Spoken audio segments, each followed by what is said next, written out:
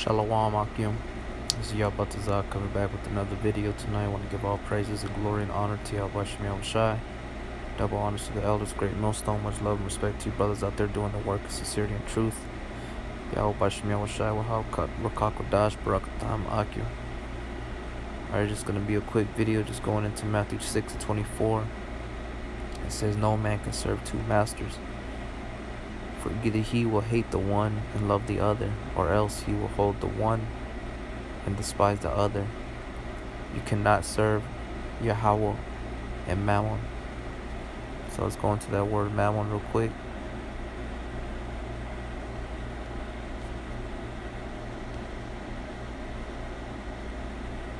Alright, the outline of biblical usage: mammon, treasure, riches, where it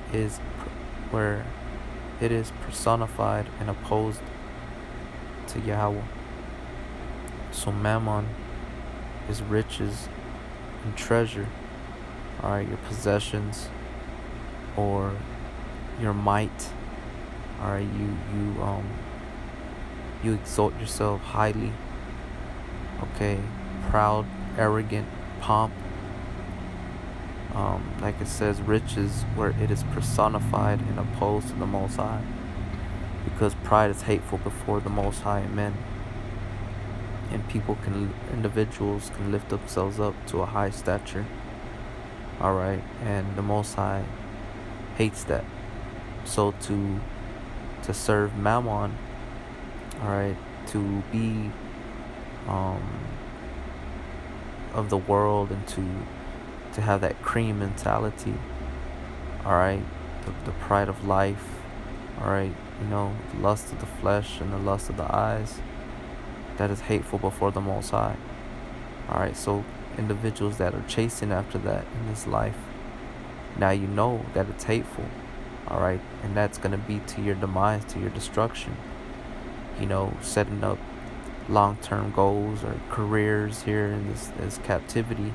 We weren't put here in the captivity. America, the great Babylon, known as spiritually Sodom and Gomorrah. We weren't put here to make careers. We were put here to go through this darkness with this wisdom, knowledge, and understanding to the end. Alright, he that endureth to the end shall be saved. So what Yahweh Shai is trying to allude here is that you can't have two masters. For you either will hate the one and love the other, or else will you hold the one. Just like he talks about not being lukewarm. He said he worked that with cold or hot, but since you're lukewarm, he will spew you out of his mouth. So you're either gonna be hot or cold, or you're gonna love the one or hate the other. Alright, like I said, or else hold to the one and despise the other. You cannot serve Yahweh and mammon, because serving two masters, you're not going to come to its full completion of perfection. Alright, you're going to be lacking. So you have to put one before the other. Alright, in our case, we want to put this gospel, this ministry, Yahweh Shemel Shai, before all things. Alright, so I want to just pull out some scriptures just proving how,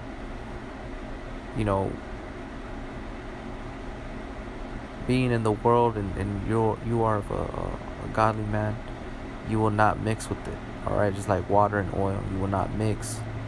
And it's like you can't serve two masters. Everything's just going to go completely wrong.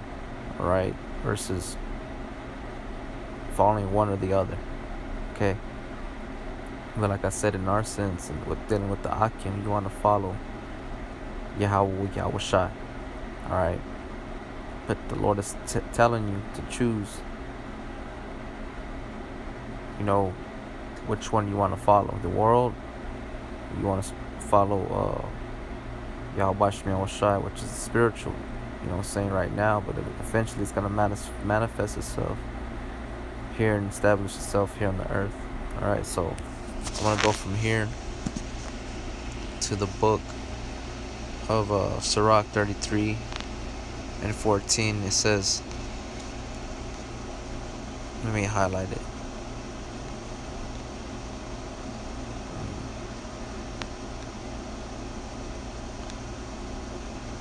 It's not cooperating. It's Satan. Sirach 33:14. Good is set against evil, and life against death.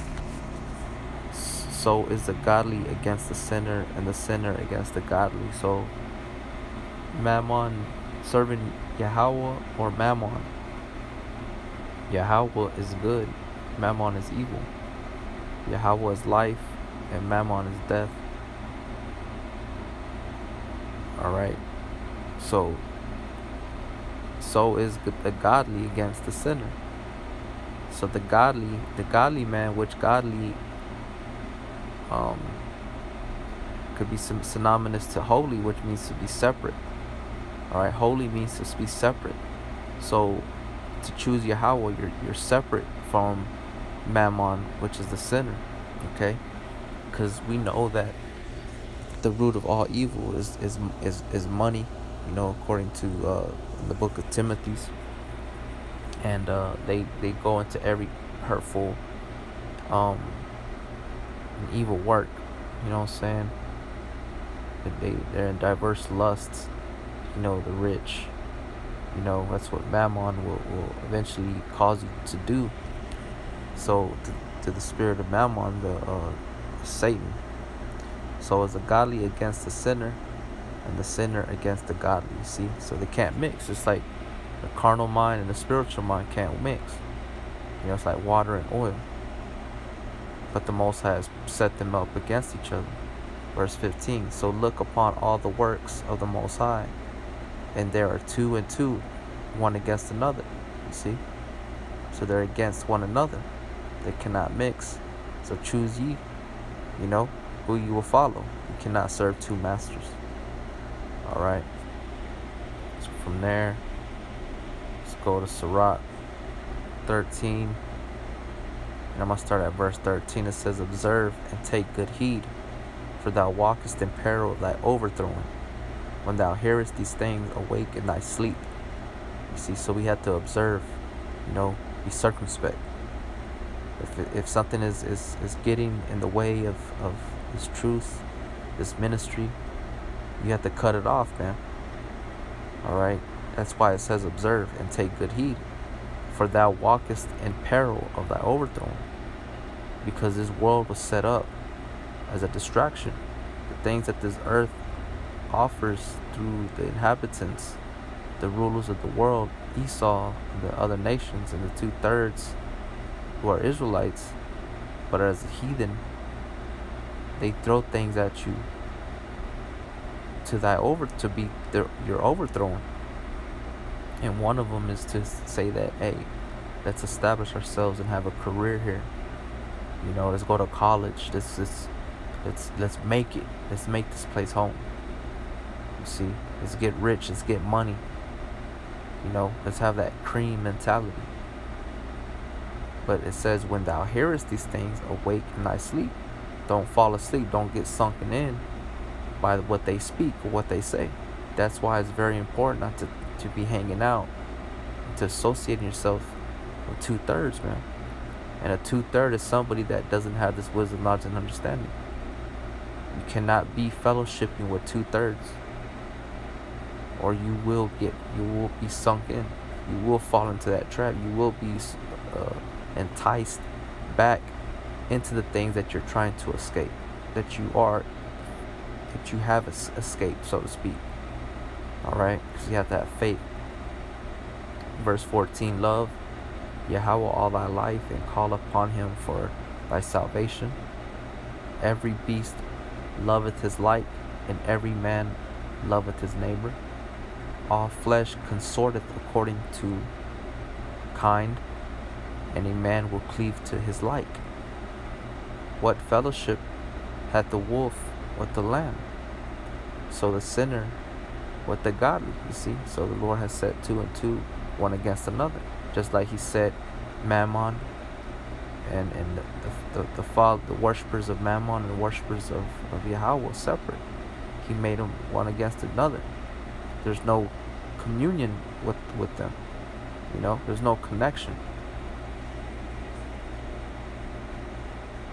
Verse 18, what agreement is there between the hyena and a dog? And what peace between the rich and the poor? You see, And who are the poor? The Hebrew Israelites, the Native Latinos, and Native American Indians, primarily the elect. Okay? Because the elect are poor but rich in faith. And they have that humble and contrite spirit. Alright? And the rich don't want to deal with you, don't want to deal with us. And nor do we want to deal with you. You see what I'm saying? We're trying to receive a kingdom that its roads are going to be built from gold, man. You know what I'm saying? We ain't worried about no certificate and establishing ourselves here in America, man. This mind has to be inside you. Verse 19. As the wild ass is the lion's prey in the wilderness, so the rich eat up the poor. See? So the riches of the world will eat you up, man. Just like when the devil was tempting Yahweh Shai in the wilderness for 40 days and 40 nights, what did he present to him? To have all the things, all the world, man, the kingdom. If he would just bow down, but that would have ate him up. That would have destroyed Yahweh Shai. Or he would have sold out. It's like Judas Iscariot. He took that purse, man. Was it 30 shekels of silver? And look what it caused, man. But it was all set up for it to be that way. But you see what money does, man. What riches do. So it's better to serve Yahweh. You know? So the rich eat up the poor. Verse 20. As the proud hate humility, so doth the rich abhor the poor. See? Verse 21. A rich man beginning to fall is held up of his friends, but a poor man being down is thrust away by his friends. When a rich man is fallen, he hath many helpers. He speaketh things not to be spoken, and yet men justify him. The poor man slipped, and yet they rebuked him too. He spake wisely, and could have no place. When a rich man speaketh, every man holdeth his tongue. And look what he saith. They extol it to the clouds. But if the poor man speak, they say, what fellow is this? And if he stumble, they will help to overthrow him. Riches are good unto him that have no sin, and poverty is evil in the mouth of the godly. You see? So you see the difference. You see how the rich man will receive different benefits, you know, versus the poor man. He's going to be despised, you know, which brought to mind in the book of Luke, chapter 16. All right. Let's see.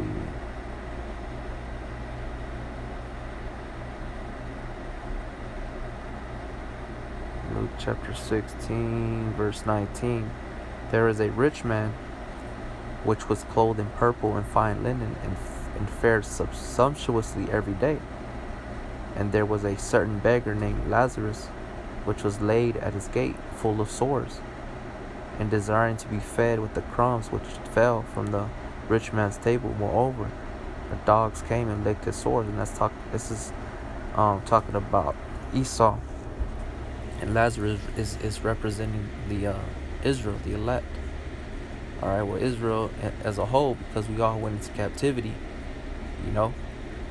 But still to this very day, you know, we are eating the crumbs from this man's table, man. You know. And it came to pass that the beggar died and was carried by the angels into Abraham's bosom. The rich man also died and was buried. And in hell he lifted up his eyes, being in torments, and seeth Abraham afar off, and Lazarus in his bosom. All right, so Abraham represents Yahweh, and Lazarus is Israel, the elect, the 2/3 that have been delivered. Okay, so this rich man Esau, he's gonna die, you know, and it's gonna be as a poor man, you know, where we all go to the earth, we all die, man, you know. And he cried and said, Father Abraham, have mercy on me and send Lazarus that he may dip the tip of his finger in water and cool my tongue, for I am tormented in this flame. But Abraham said, Son, remember that thou in thy lifetime receivest thy good things, and likewise Lazarus evil things. But now he is comforted, and thou art tormented, you see. So choose ye Yahweh, and not mammon, you know. Don't choose the riches and the treasures of this world, man, because it's going to be to your destruction. Choose ye Yahweh B'Shem Yahushai. Choose ye this day life, you know. Because now look at this man. That's how Esau's going to be, man. All right. Verse 25 again. But Abraham said, Son, remember that thou in thy lifetime receivest thy good things, and likewise Lazarus evil things. But now he is comforted, and thou art tormented. You see, that's what we're looking for. That's why we follow Yahweh B'Shem Yahushai, because we know that what's coming is far more greater than what we see today and what can be offered today. You know? It says, and beside all this, between us and you, there is a great gulf fixed, so that they which could pass from hence to you cannot, neither can they pass to us that would come from thence. You see, so there's that division, there's that thing where the Lord made two against two. You see, there's no communion between a rich man and a poor man, which now Lazarus is rich, and this rich man is poor. All right. So from here, I want to go real quick.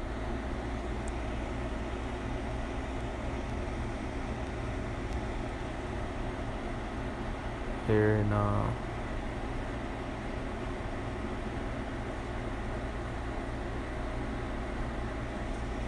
me see.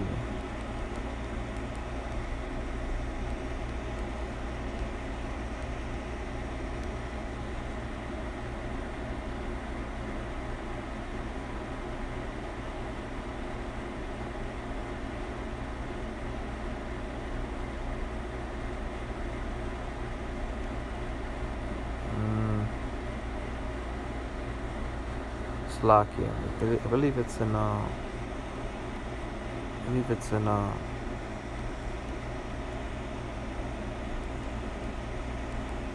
Matthew 6.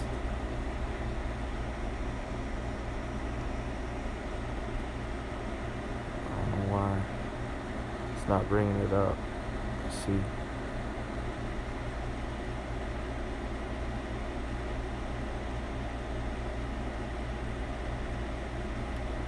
Matthew 6 and 19. Lay not up for yourself treasures upon earth, where moth and rust doth corrupt, and where thieves break through and steal. But lay up for yourselves treasures in heaven, where neither moth nor rust doth corrupt, and where thieves do not break through nor steal. For where your treasure is, there will your heart be also. You see? So we want to lay up for ourselves treasures in heaven, not on earth. So you cannot serve two masters. You either choose Yahweh or mammon. All right, which mammon again is riches, treasures, or personified, you know, as an individual. You know, saying you highly exalt yourself, which today we call it pride, proud, or narcissistic, okay, and whatever other word there is out there to use. So lay not up for yourselves treasures upon earth, where moth and rust doth corrupt, and where thieves break through and steal. But lay up for yourselves treasures in heaven, where neither moth nor rust doth corrupt, and where thieves do not break through nor steal. For where your treasure is, there will your heart be also. So Where's your heart at, man? You know what I'm saying? Is your mind on Yahweh Shemiah Shai in the kingdom? Or is your heart, your mind upon the world, and the treasures and the riches and things of that nature? You know? Where's your heart, man? You cannot serve two masters. You either serve Yahweh Shemiah Shai, or you serve the world. Alright?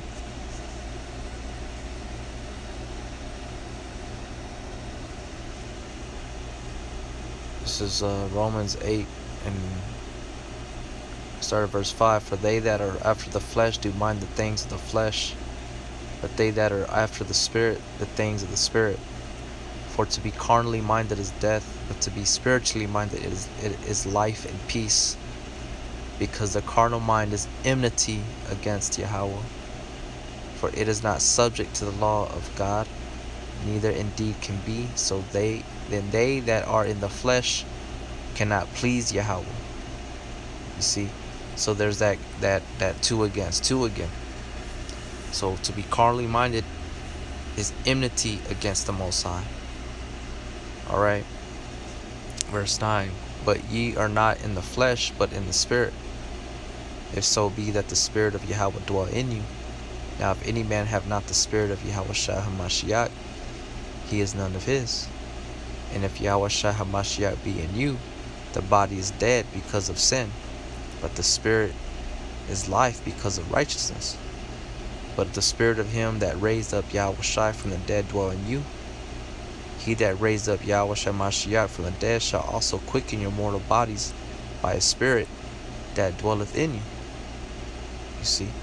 So that's far more greater than these tangible items, these materialistic items, or to puff up and lift yourself up as a god or an idol, you know?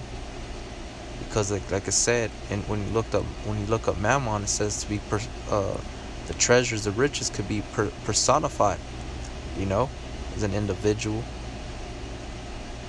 All right, thinking highly of yourself. You see.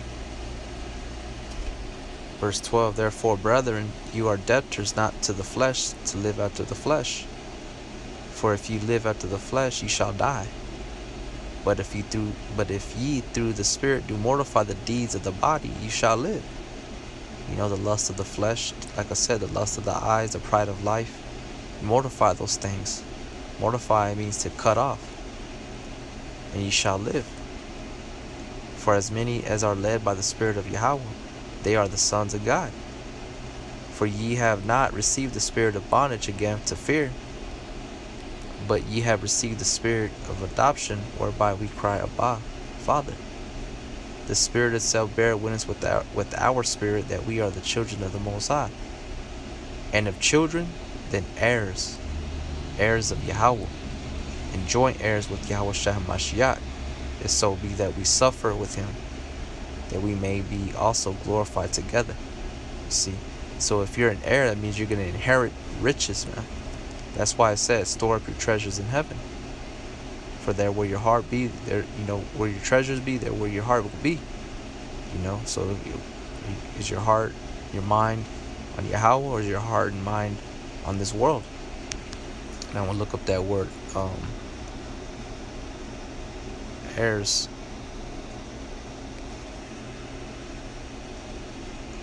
A person legally entitled to the property or rank of another on that person's death, his eldest son and heir. Says a person inheriting and continuing the legacy of a predecessor. All right, so you're going to inherit, you know, riches and property, and you know, things of that nature, man. You know, authority and you know, a name, which is Yahweh Shemiah Shai, man, which is far more greater than what Esau has to offer this world, you know. So it says, and if children, then heirs of Yahweh, and joint heirs with Yahweh Shai HaMashiach, if so be that we suffer with him, that we may also be glorified together. Which reminds me, if because it said if we suffer with him, check out what Moses did, man. Right, in Hebrews 11. Let's see here.